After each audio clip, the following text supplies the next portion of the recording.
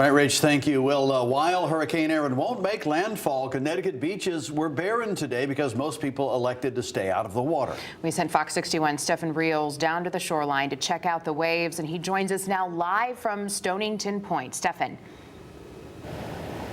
Hey, Sarah, Brett. Okay, so let's get into it. The big question, were these tides as turbulent as Rachel said? And I can answer yes. It was very gnarly, if you can believe that. That's the best adjective I can say, because they got a couple of feet in the air while we were parked along this nice little gravel path. They even dislodged a little bit of seaweed. That part of it, I will say, hit my car, so we'll get rid of that. But people wanted to take advantage of this, and you're about to see it in a moment to see what Hurricane Erin had to offer.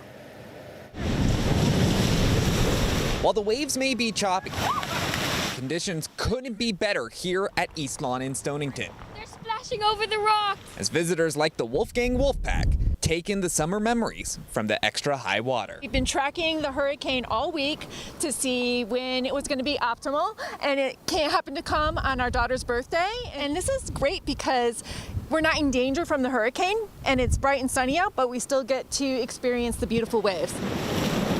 It's been the safer version of what some have seen from Hurricane Erin. Along the East Coast, the tumultuous tides have left their mark.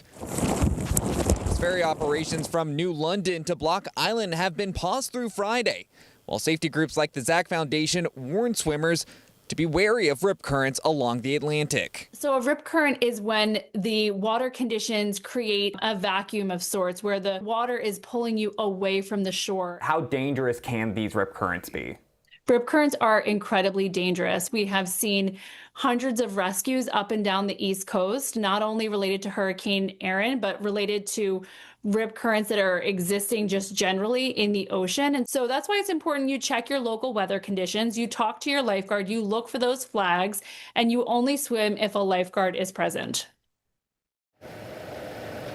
And like she said earlier, these rip currents can exist other times outside of Hurricane Erin, so we want to make sure our viewers are prepared just in case they find themselves enveloped in one. So if that happens, what you're going to want to do is flip over and float until help arrives. Just stay calm. That's going to do you the most good. But if you want to try and get back to shore, you're going to want to swim parallel to the shoreline. Try to see if you can get closer that way. But again, floating on your back till help arrives is always a good option. And like she said, make sure you do it when a lifeguard is around so they can help you when you need it. But for now, live in Stonington, Stephen Reels, Fox 61.